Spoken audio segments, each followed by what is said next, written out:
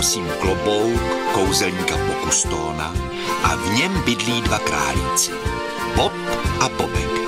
Jenže tomu se nikdy z vyhřátého klobouku nechce.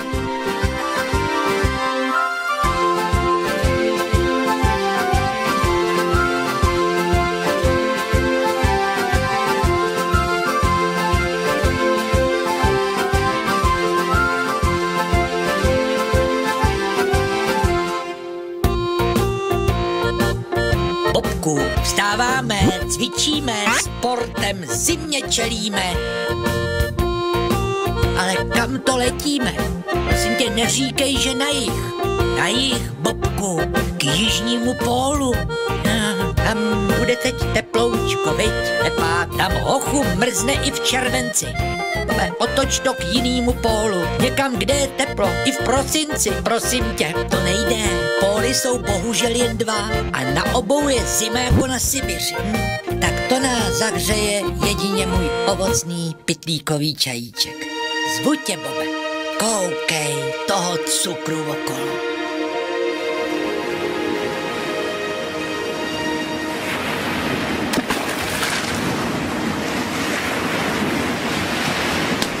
Hele, Bobe, kamarád delfín. Halo, delfíne, ahoj. To nebude delfín, Bobku, to je kosatka, ale přítulná, viď? Ukaž se, kosatko.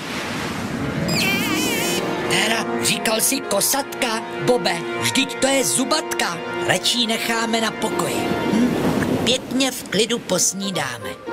Ten čajíček voní, že? Bobku, promiň, Bobe, ale jeden odhozený pytlíček snad nikoho nezabije.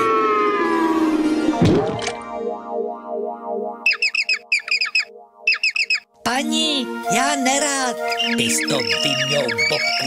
Vidíš ty davy naštvaných tučňáků? Ale snad nebude tak zlé.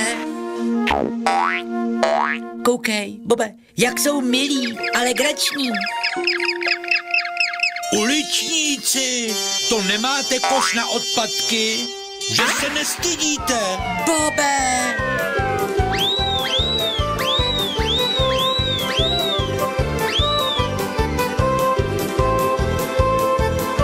To je najednou teploučko.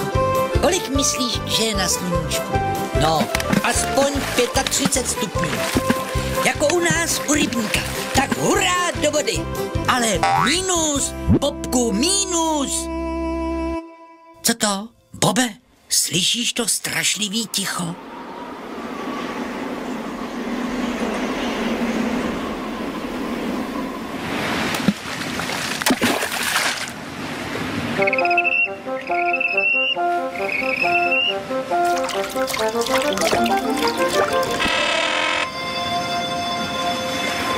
Támhle, Bobe, zase ta zubatka, teda vlastně kosatka.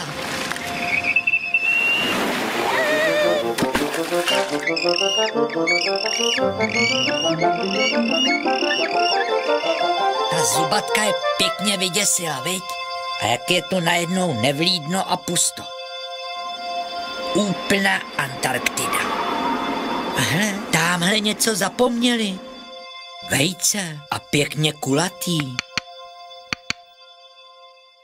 A ještě je teplý. Madam, není to vejce vaše? Paní, nebo vaše? Není. Tak se o něj musíš postarat ty, Bobe. Já? Zrovna já? Snad oba ne. Tak teď si máma a já táta. Mámo, jo? Jenomže u tučňáků se o vejce stará dycinky táta. Bobe, ono se to klube. Podívej. A všem všude okolo. To bude tučňáků.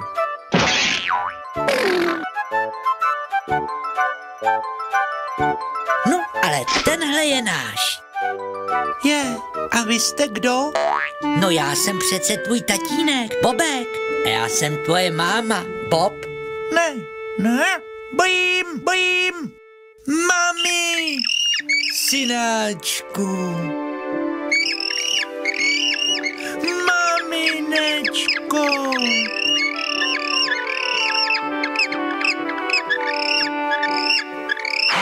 Bobříčku, cvalíčku, děťátko moje. To je šťastné shledání.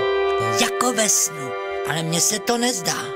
Moment, paní, jak jste poznala, že ten náš je váš? No dovolte, každá máma pozná své novorozeně podle skořápky na zadečku přeci. To je jasný, přeci.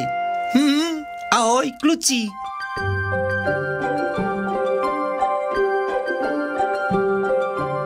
Ahoj, ty nevděčníku mrňavej.